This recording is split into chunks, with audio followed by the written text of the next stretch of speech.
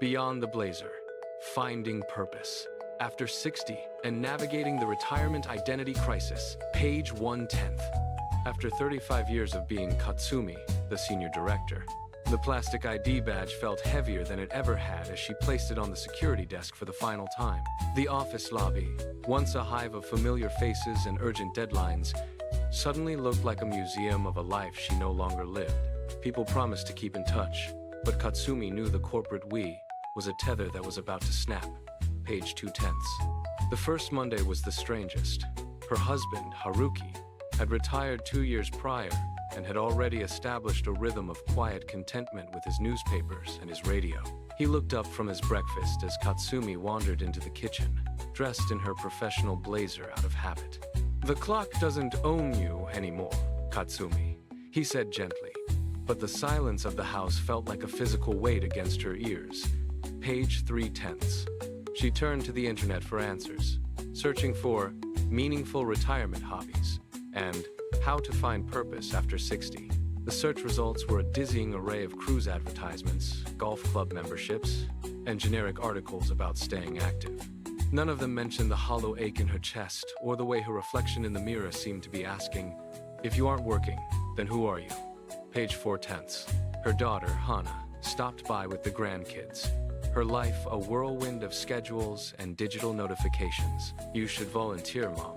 Google says it's great for mental health," Hana suggested, barely looking up from her vibrating smartwatch. Katsumi realized then that the younger generation viewed retirement as a problem to be solved with an algorithm, not a landscape to be navigated with a soul.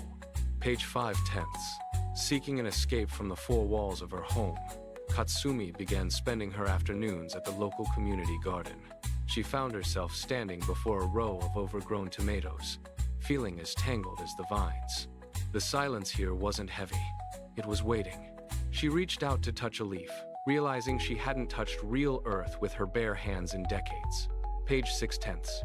"The secret is that the silence isn't your enemy," a voice said. Katsumi turned to see Daiki, a man who had worked in the same firm as her years ago. He was kneeling in the dirt, covered in soil and looking more alive than she had ever seen him in a suit. "In the office, we are pieces of a machine. Here, we are just part of the season. You have to learn to be nobody before you can find out who you really are." Page 7/10. Daiki explained that the truth nobody tells you is that retirement is a second adolescence, awkward, frightening, and full of identity crises. "You spent 60 years building a mountain," Daiki said, gesturing to the distant city skyline. "Now, you have to learn how to live in the valley. It's not about doing more, it's about being more. You can search for that on a phone, Katsumi. You have to wait for it to grow." Page 8/10. That evening, Katsumi sat on the porch with Haruki. For the first time, she didn't feel the urge to check her emails or plan for the next morning. They watched the fireflies dance in the twilight. "I think I'm beginning to understand," she whispered. Haruki took her hand, his grip steady and warm. The silence between them was no longer a void. It was a bridge. Page 9/10. She went to her closet the next day and pulled out the blazer she had worn on her last day.